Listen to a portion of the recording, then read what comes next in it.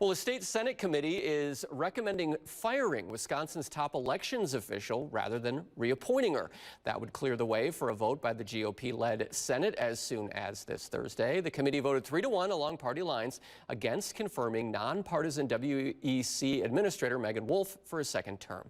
Democrats are accusing GOP leaders of trying to force a vote before the 2024 presidential election.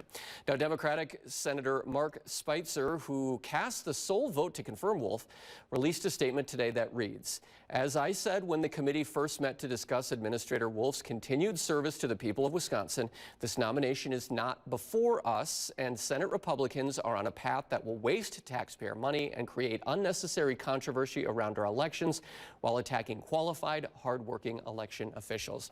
Now, Wolfe did not attend a public hearing by the committee last month, which drew criticism from Republican Senator Dan Fein, who voted against reappointing Wolfe. He said, "What I heard instead were numerous concerns from Wisconsinites around the state who have lost faith in the job she is doing as administrator."